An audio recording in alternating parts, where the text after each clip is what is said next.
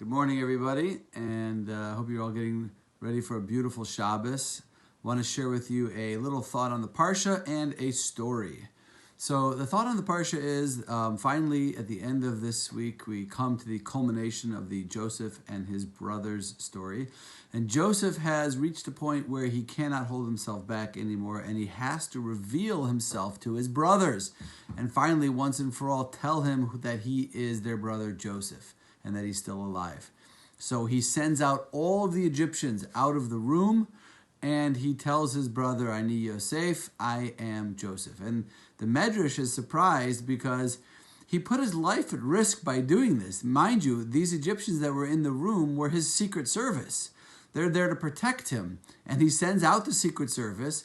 And not to mention the brothers, he and the brothers have a history. The Medrash says at that moment, they could have stood up and killed him, and there was no one there to stop them. But Joseph went ahead and did it anyway because he did not want his brothers to be embarrassed. And it was worth it for him to take that risk and to risk the possibility of danger and harm so as to make sure that his brothers would not be embarrassed when he revealed his identity to them after all these years.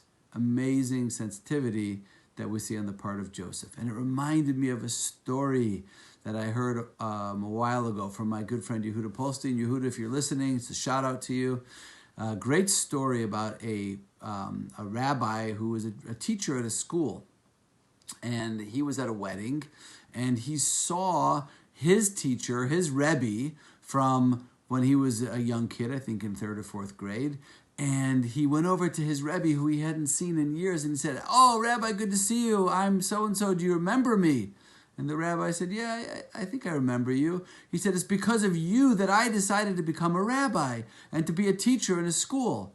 He said, "Why? What happened?" He said, "What do you mean, what happened? You don't remember?" And the rabbi said, "No, I don't know I'm sorry, I don't know what you're talking about." He said, "Don't you remember the story with the watch? The stolen watch?" And the rabbi said, "Yeah, I remember that story vaguely." He said, "Look, I was a kid, I was poor, I came from a poor family, and all my friends got beautiful Hanukkah presents that year, and I didn't get one, and I was very sad, and somebody got a beautiful watch for Hanukkah, and when the kids went out to recess, I stole the watch. And when we came back in, and somebody realized the watch was stolen, so you said, okay, here's what we're going to do. We're going to turn off the lights, everybody's going to cover their eyes, and I'm going to go through, and I'll pass by everybody, and each person can pretend that they're handing me something, and that the person who took the watch can hand me the watch. And I handed you the watch." And the rabbi said, "Okay, I remember the story now." And he said, and I was so afraid because I knew that once class was over, you were going to tell me to wait a moment and you were going to confront me, and you didn't confront me. Not that day, not a week later, not a month later. You never said anything about it. You never confronted me about it. You never said anything. How could that be? And the rabbi said, "Very simple. I was also closing my eyes. I didn't know who it was. I didn't know it was you." Wow. It's a beautiful story. The dignity of another person is so important, and it's so incredibly critical that we are very, very careful with our words and the way we make people feel, especially in public. We should be very careful not to make people feel embarrassed or to ridicule anyone in any way whatsoever.